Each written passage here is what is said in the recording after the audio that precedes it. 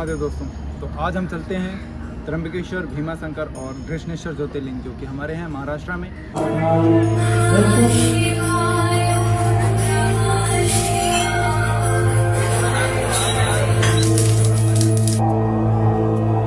और हमारी यात्रा स्टार्ट होने वाली है मुंबई से। पर्सनली मैंने मुंबई से ही स्टार्ट करे थे और अपने तीनों ज्योतिर्लिंग यात्रा एक ही बार में मैंने ख़त्म करे थे, वो भी 24 से 25 घंटे के अंदर। तो मैं आज आपको बताऊंगा सबसे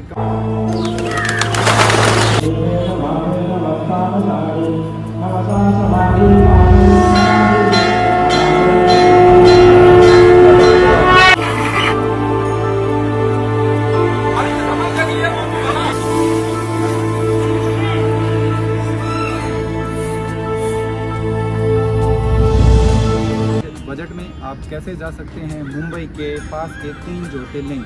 पहला है त्र्यंबकेश्वर, दूसरा है कृष्णेश्वर और तीसरा है भीमाशंकर। तो मुंबई से 3 ज्योतिर्लिंग बजट यात्रा 2026 में। तो वीडियो रही आपके पास। सबसे पहले तो मैं आपको ये बता दूं कि ये वीडियो उन लोगों के लिए है जो चीप ट्रैवलर हैं, उनका बजट बहुत कम होता है, बट उन्हें भोलेनाथ के दर्शन करने होते हैं। एक लाइफ में गोल लेकर चलते हैं कि हाँ हमें करना है और हम करके रहेंगे। मैंने अपनी यात्रा के जो मेरा चौथा, पाँचवा और छठवां ज्योतिर्लिंग दर्शन था वो त्र्यंबकेश्वर, भीमाशंकर और कृष्णेश्वर था। तो मैं आपको भी यही सजेस्ट करूंगा कि आप 12 ज्योतिर्लिंग यात्रा दर्शन कंप्लीट ज़रूर करें। मैंने कर रखी है, तो मैं आपको ये बता सकता हूँ कि जब आप पहला स्टार्ट करते हो और आप जब धीरे धीरे उस सीढ़ी की तरफ आगे जाते हो और आपका जो लक्ष्य होता है वो 12 ज्योतिर्लिंग दर्शन करना होता है। एज अ हिंदू आपको ये दर्शन ज़रूर करने चाहिए और ये एक बहुत ही अच्छी फील होती है और बहुत ही अच्छा एक्सपीरियंस होता है। आप जब कर लेंगे एक अलग सी एनर्जी आपको महसूस होगी और आपके अंदर एक बहुत ही बड़ा चेंज आएगा। जब आप दर्शन करके आएंगे आपको अलग ही आपका नज़रिया लोगों को देखने का, लोगों के प्रति आपका नज़रिया, लोगों का नज़रिया आपके प्रति, ये सारी चीज़ें बहुत ज़्यादा ही बदल जाती हैं। तो ज़रूर सजेस्ट करूँगा कि आप अपने लाइफ में ज़रूर 4 धाम, 12 ज्योतिर्लिंग, इन यात्राओं को ज़रूर करें। और ये यात्राएं आपको एक बेहतर इंसान बनाने के लिए बहुत ही अच्छी होती हैं। तो हम स्टार्ट करेंगे अपनी यात्रा मुंबई से, जिसके बाद मैं आपको बताने वाला हूं कि हम मुंबई से कहां जाएंगे। मुंबई से हमारा होने वाला है, हम पहला ज्योतिर्लिंग दर्शन जाएंगे त्र्यंबकेश्वर से हम जाएंगे कृष्णेश्वर और कृष्णेश्वर से हम फिर आएंगे भीमाशंकर।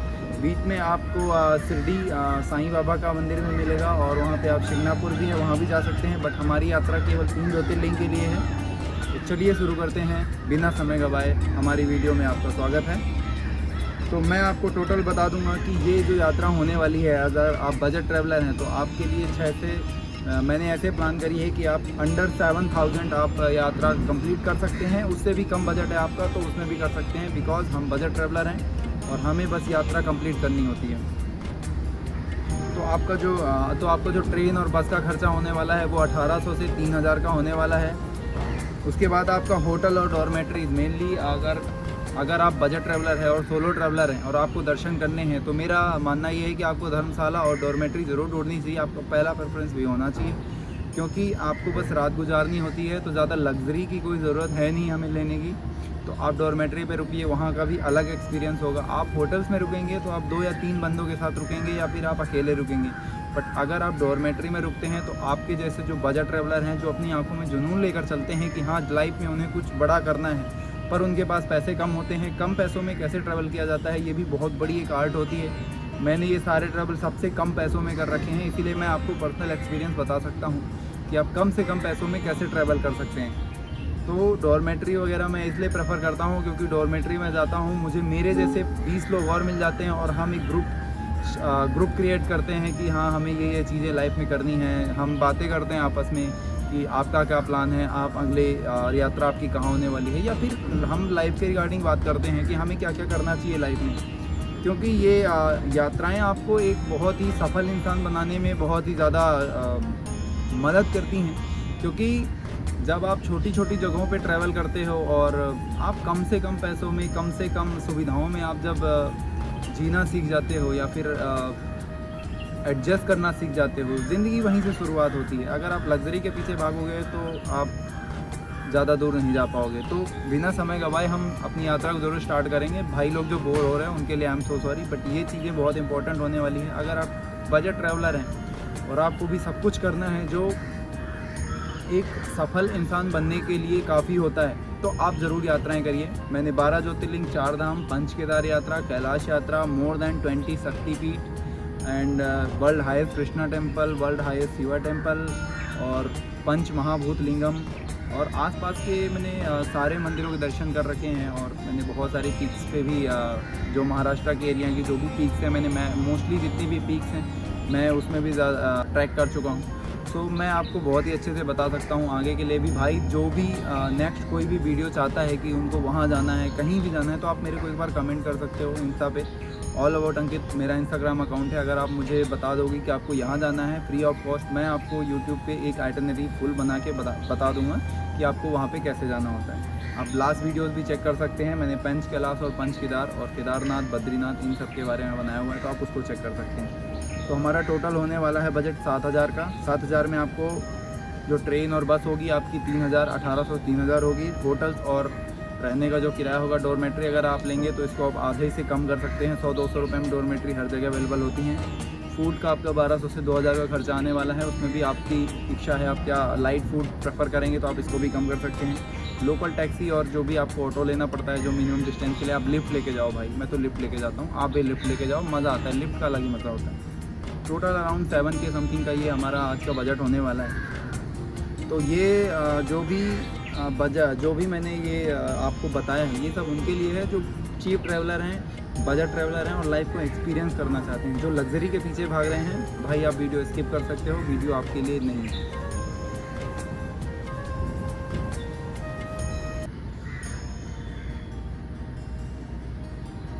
तो मैं आपको परफेक्ट रूट बता देता हूँ कि हम रूट कौन सा फॉलो करने वाले हैं। तो हमारा प्लान ये रहेगा कि हम मुंबई से त्र्यंबकेश्वर जाएंगे, त्र्यंबकेश्वर से हम भीमा शंकर जाएंगे, भीमा शंकर से हम कृष्णेश्वर जाएंगे और फिर कृष्णेश्वर से हम वापस मुंबई आ जाएंगे।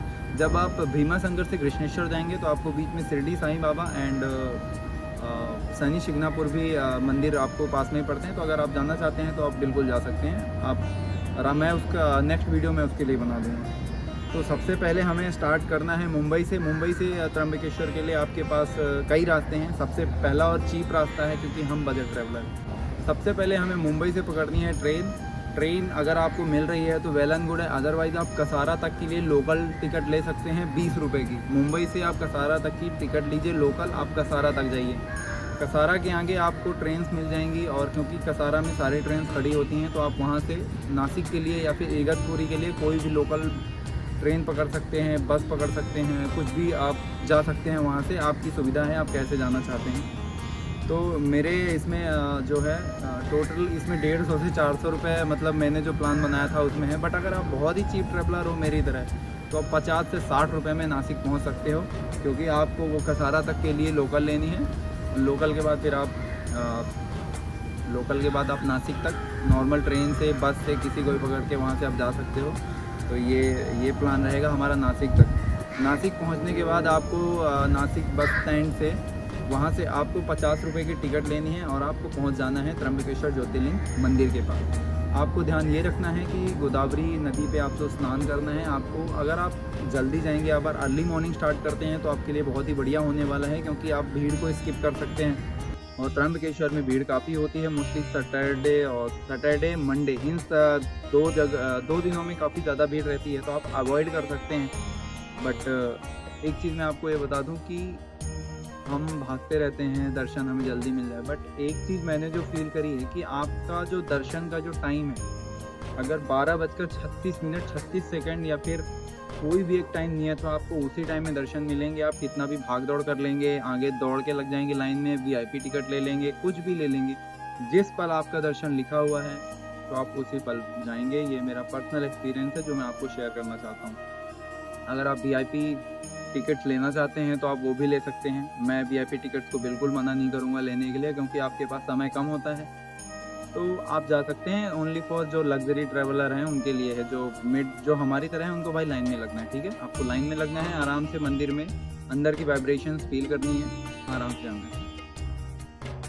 मुंबई से त्र्यंबकेश्वर का जो डिस्टेंस है वो 180 किलोमीटर है, तो आपको 3 से 4 घंटे बाई ट्रेन लग सकते हैं। तो आप आराम से जाइए ट्रेन से, और आप नासिक से 50 रुपये दीजिए, वहाँ पे आप मंदिर के पास जाइए, आप डॉर्मेट्री लीजिए, 100 से 200 रुपये में आपको मिलेगी।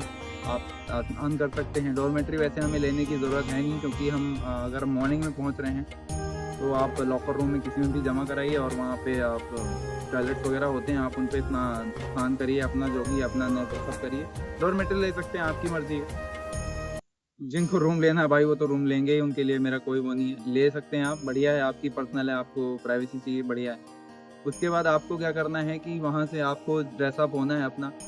मंदिर के रास्ते में आपको काफ़ी दुकानें मिल जाएंगी, तो ध्यान ये देना है कि बड़ी दुकानों से सामान नहीं खरीदना है। सामान हमेशा खरीदना है जो बूढ़ी दादी होती हैं उनसे खरीदना है, अंकल होते हैं उनसे खरीदना है। क्योंकि देखो क्या होता है कि आप दुकान में जाओगे तो आपको वो 200 रुपये का प्रसाद दे देगा एक टोकरी में, ठीक है, तो आप उससे कोई बार्गेनिंग नहीं करोगे। बट आप सेम प्रसाद अगर आप लेने जाओगे किसी दादी के पास, जो दादी बूढ़ी बैठी रहती हैं, मोस्टली दादी लोग बहुत बैठी रहती हैं वहाँ पे, तो आप उनके पास जाएंगे तो आपको 50 से 60 रुपए में वो इतना फूल और इतने प्रसाद दे देंगी ना आपको, और मतलब वापस इनका मतलब आपको अच्छा भी लगेगा।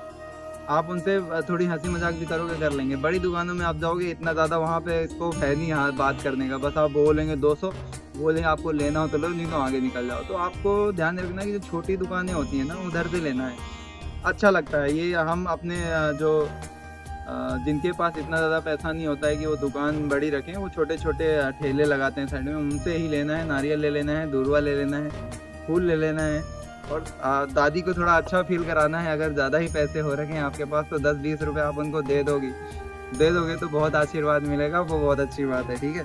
उसके बाद मंदिर के बाहर ना वो चंदन लगाने वाले होते हैं, तो भाई बिल्कुल लगा के जाओ।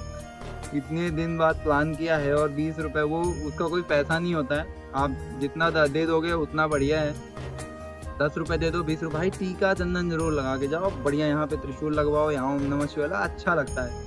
आप मंदिर जा रहे हो तो मंदिर की तरह बन के जाओ, आप बढ़िया कुर्ता धोती पहन के जाओ। मेरा तो यही मानना है कि कुर्ता धोती पहन के जाओ भाई, बढ़िया सज धज के जाओ मंदिर के वेश में जाओ। जीन्स का पैंट पहन के मत जाओ, टी शर्ट पहन के मत जाओ, आप जाओ प्रॉपर धोती कुर्ते में, बढ़िया से चंदन लगा के जाओ, बढ़िया से मज़ा आता है भाई।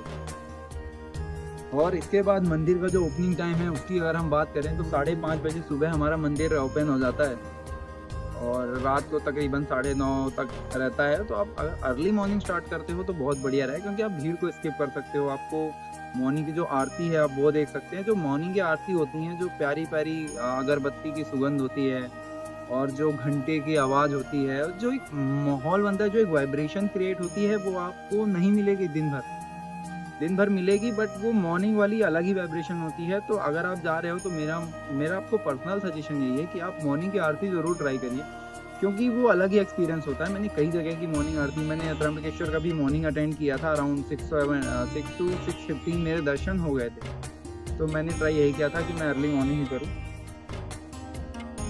तो बेस्ट टाइम यही है। आपको त्र्यंबकेश्वर ज्योतिर्लिंग के बारे में भी पता होगा।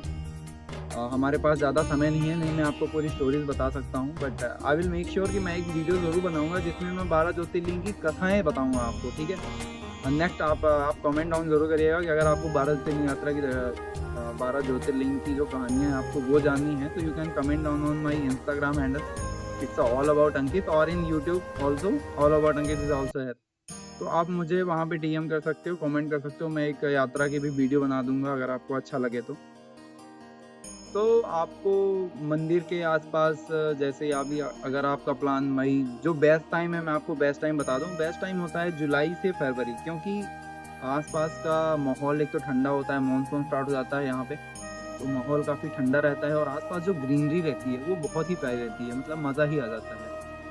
आप ज़रूर जाइए जुलाई के बाद, आप यहाँ पे महाराष्ट्र तो बहुत ही प्यारा होता है, आप कहीं भी निकल जाइए, तो आप ट्राई करिएगा। जुलाई के बाद जाएंगे तो आपको रेनकोट वगैरह ज़रूर कैरी करना है, आपको एक रेनकोट ट्राई, चप्पल्स वगैरह ट्राई करनी है। मैं आपको बाकी चीज़ें सारी बताता हूँ, ठीक है।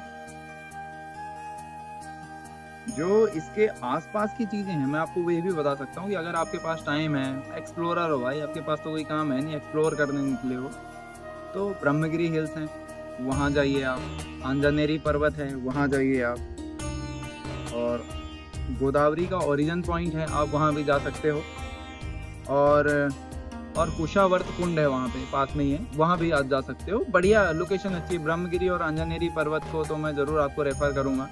कि अगर आप जा रहे हो तो वहाँ ज़रूर जाइए, क्योंकि भाई हम बहुत दूर से जाते हैं केवल अंजनेरी और ब्रह्मगिरी के लिए। तो अगर आप जा रहे हो तो वेल बहुत बढ़िया है कि आप वहाँ भी जा सकते हो, ठीक है।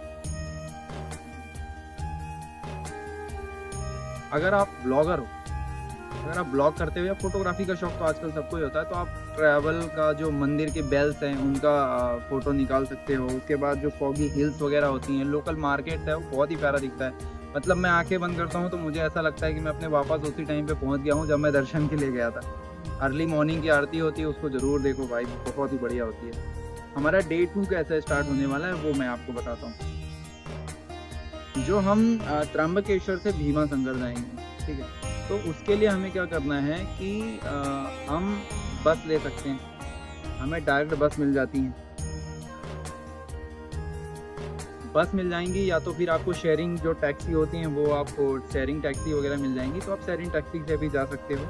210 किलोमीटर का ये पूरा डिस्टेंस है और 6 से 7 घंटे लगते हैं हमें कि आप भीमा शंकर जा सकते हो। एक और ऑप्शन है, अगर आप घृष्णेश्वर जाना चाहते हो, those who are starting from Pune, भाई जो लोग आप पुणे से स्टार्ट कर रहे हो, खासकर जिसके लिए मैंने ये वीडियो बनाई है वो पुणे से स्टार्ट कर रहे हैं, तो मैं आपके लिए यही सजेस्ट करूंगा कि आप त्र्यंबकेश्वर जाइए। त्र्यंबकेश्वर से आप घृष्णेश्वर के लिए डायरेक्ट जाइए, वहाँ से आपको नागपुर हाईवे पूरा लगा मिलेगा, तो आप डायरेक्ट वहाँ से बस से जा सकते हैं और आप शेयरिंग कैब से भी जा सकते हैं। मतलब 50-60 रुपये का भी उसमें मुश्किल से 100 रुपये का उसमें अंतर होता है कि आप किसके लिए, आप अगर शेयरिंग कैब से जा रहे हैं या बस से जा रहे हैं, तो बस थोड़ा कंफर्टेबली, अगर आपके पास टाइम कम है, कंफर्टेबल नहीं हो रहे हो आप बस में, तो आप you can go by sharing cab, वो भी बेस्ट ऑप्शन होता है, ज़्यादा पैसा नहीं होता, जा सकते हो आप, ठीक है। नासिक से आप औरंगाबाद के लिए आप ट्रेन भी पकड़ सकते हो। अगर वैसे ट्रेन उस रूट में है नहीं तो मैं ट्रेन सजेस्ट नहीं करूँगा आपको, अगर टाइम मिल रहा है then you can go for train,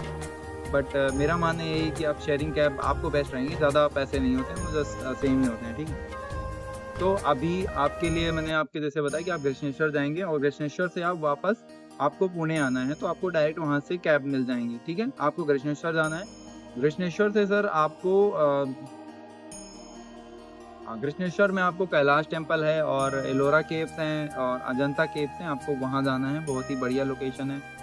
आपको ये ध्यान रखना है कि जो आपका घृष्णेश्वर ज्योतिर्लिंग है उसमें आपका पहनावा बहुत अच्छा रखना होगा, और मतलब प्रॉपर स्टाइल जो होता है मंदिर का, आपका जो ऊपर का जो आपका शर्ट वगैरह होगा वो वहाँ पे निकलवा दिया जाता है, वहाँ की एक रिचुअल ही। और आप स्पर्श दर्शन कर सकते हो, खुद से ही पूजा कर सकते हो, वो बेस्ट एवर फीलिंग होती है। कुछ ही ज्योतिर्लिंग होते हैं जिनको हम बढ़िया से पूजा कर सकते हैं, वो है घृष्णेश्वर ज्योतिर्लिंग। उनमें मैंने पहला स्पर्श दर्शन जो किया था वहीं पे किया था, तो मुझे काफ़ी अच्छा फील हुआ था। तो हमारा यही था। उसके बाद से आप डायरेक्ट सर पुणे आ सकते हो, और हमारा जो मेन ब्लॉग है जिसके लिए हमने बनाया, हमारा मेन जो मुंबई से जो लोग शुरू कर रहे हैं उनके लिए बताएंगे, मुंबई टू मुंबई के लिए। फॉर पुणे मैंने आपको ये बता दिया है। एंड अभी हम पहुंच रहे हैं भीमा शंकर ज्योतिर्लिंग।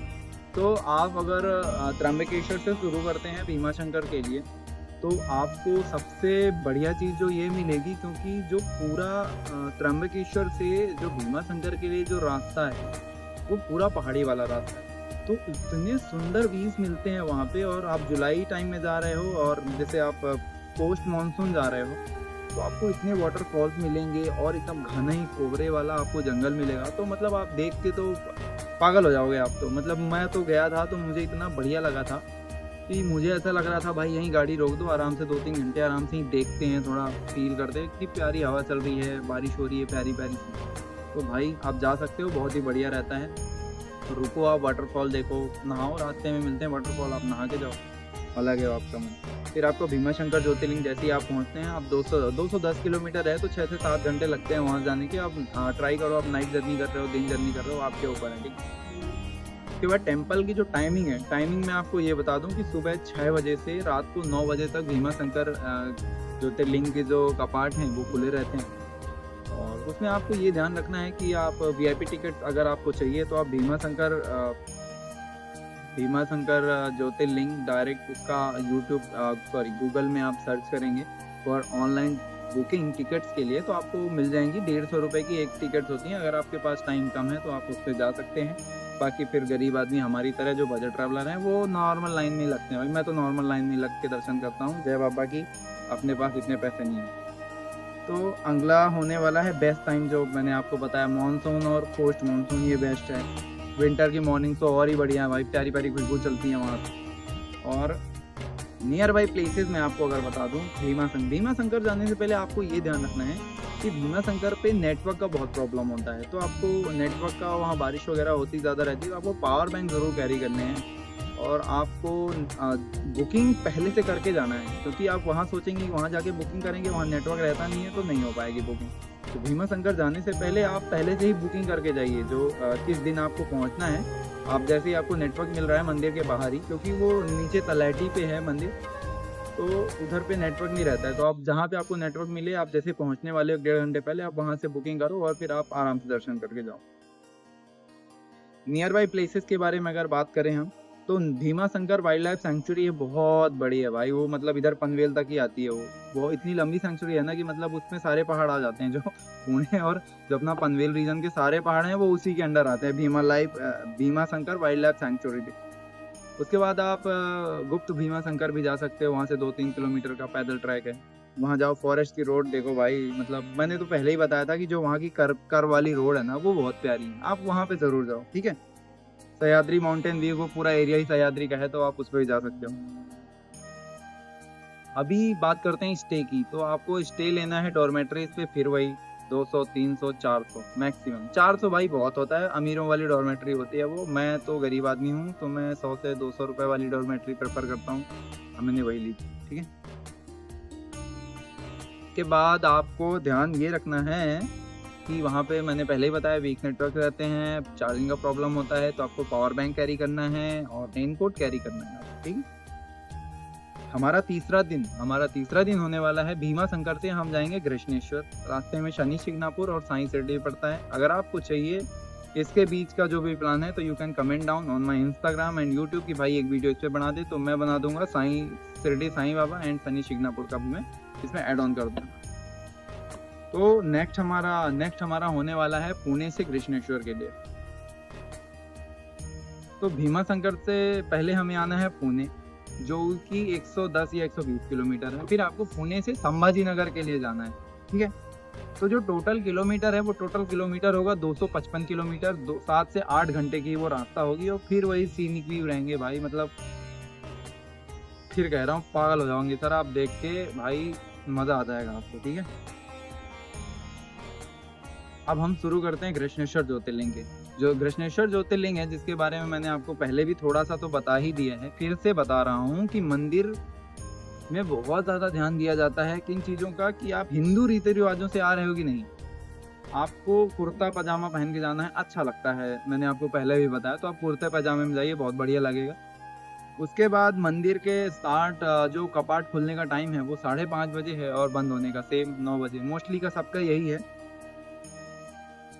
और आपको ध्यान ये रखना है कि एक चीज जरूर ध्यान रखनी है कि जितने भी आप ज्योतिर्लिंग जाओ ना, आसपास आपको काल भैरव का मंदिर जरूर ढूंढना है। ये मैं हर वीडियो में बताता हूँ और फिर से बता रहा हूँ कि काल भैरव का जो मंदिर है वो ढूंढना ही है। त्र्यंबकेश्वर मंदिर के 500 मीटर बाहर आपको लोकली आदमी से पूछो ना कि काल भैरव टेम्पल कहाँ है, तब वो बताएंगे कि आपको है, अदरवाइज लोग ऐसे ही आ जाएंगे। तो आपको काल भैरव के दर्शन जरूर करने हैं। वो रक्षक माने जाते हैं, और माना जाता है कि आप जब तक उनके दर्शन नहीं करते हैं, आपका दर्शन पूरा नहीं होता है। तो अगर आपको नहीं मिल पा रहे हैं, टाइम की कमी है, तो आप उनका एक बार ध्यान करिए कि बाबा जय भोलेनाथ, जय हो भोरे बाबा, भैरवनाथ बाबा की जो भी है, ठीक है। तो कृष्णेश्वर का यही है, आप प्रसाद लीजिए जो भी है। मंदिर के आसपास का पूरा माहौल एकदम जंगल वाला है, और आसपास आपको मंदिर के बाहर ही होटल्स वगैरह मिल जाएंगे, खाने पीने के लिए रेस्टोरेंट मिल जाएंगे। एकदम देसी वाइब आएगी कृष्णेश्वर पे, आपको एकदम देसी वाइब, बहुत बढ़िया खाना मिलेगा, एकदम लोकल, बिना किसी मिलावट के। कृष्णेश्वर दर्शन करने के बाद आपको आसपास एक्सप्लोर अगर करना है, तो आप जा सकते हैं एलोरा केव्स में, जहाँ पे कैलाश टेम्पल है। अजंता केव्स में जा सकते हैं, वहाँ भी मतलब वो पूरी लगी हुई है पूरी, तो आप वहाँ जा सकते हो। कैलाश टेम्पल का जो 100 रुपए का नोट है, उसमें कैलाश टेम्पल की फोटो है। तो कैलाश टेम्पल का के बारे में अगर हम बता दें, तो वो रॉक कट केव है, मतलब उसको ऊपर से काट के और नीचे की तरफ बनाया गया है। मतलब वो कारीगरी आपको जरूर देखनी चाहिए। अगर आप इतनी दूर जा रहे हैं, तो आपको 5 किलोमीटर है वहां से, 5 से 6 किलोमीटर, तो आप वहां जरूर जाइए एक बार। आप टेक अ लुक, देखिए आपकी क्या